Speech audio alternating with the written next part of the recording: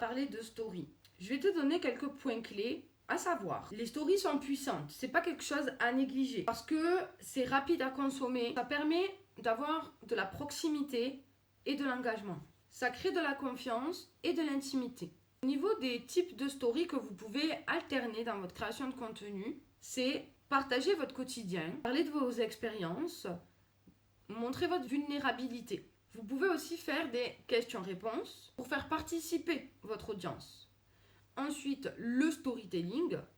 Là, vous racontez votre parcours, vous racontez votre histoire selon, qui est en lien avec vos offres, vos produits ou quoi. Qu'est-ce qui fait que vous vendez ça, comment vous avez fait pour en arriver là, etc. Votre pourquoi.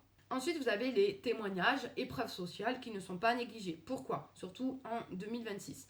Parce que ça permet à la personne de se projeter, de pallier à certaines craintes, certains freins, certaines peurs, mais aussi à comprendre que c'est pas de l'arnaque, ça rassure, et aussi parce que la personne, elle se projette. Elle se dit, si elle peut le faire, si l'audience peut le faire, moi aussi, j'en suis capable. Avec des bonnes stratégies et une bonne organisation, tout le monde peut arriver à faire de l'argent en ligne.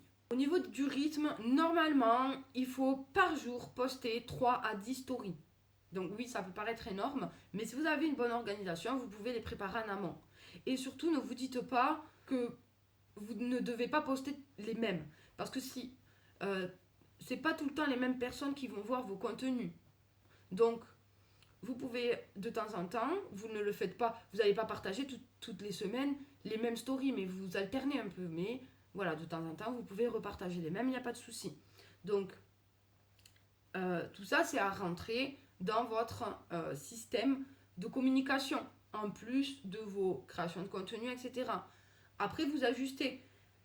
Si vous êtes comme moi, que vous faites énormément de création de contenu, et qu'en plus vous avez plusieurs comptes, et en plus que vous avez plusieurs réseaux sociaux, c'est quand même difficile de tenir un rythme aussi, en plus avec les stories, en plus avec les lives, etc., de combiner tout ça. Mais je pense que c'est pareil, c'est quelque chose qui se travaille avec le temps, et que l'organisation vient au fur et à mesure.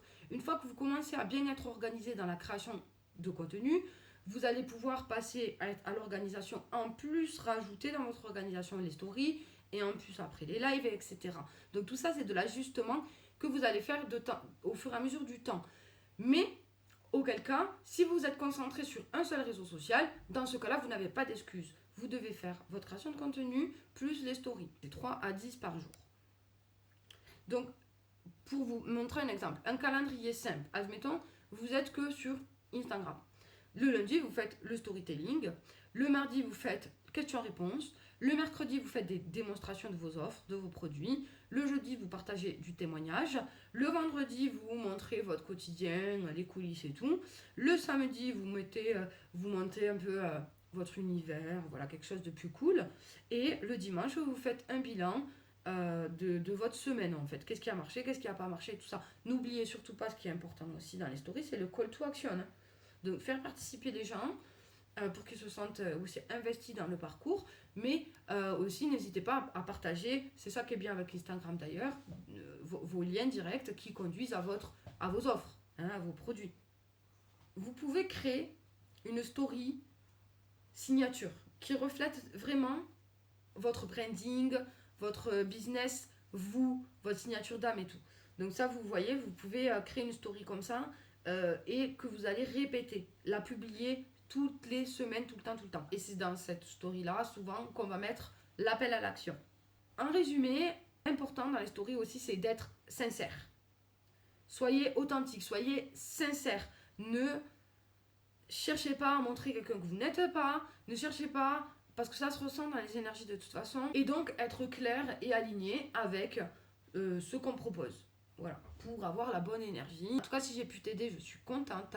Et si toi aussi, tu as envie d'apprendre toutes les stratégies du marketing digital, mets-moi un petit commentaire, je viens discuter avec toi. J'ai ce qu'il te faut pour apprendre et performer en 2026 dans le digital.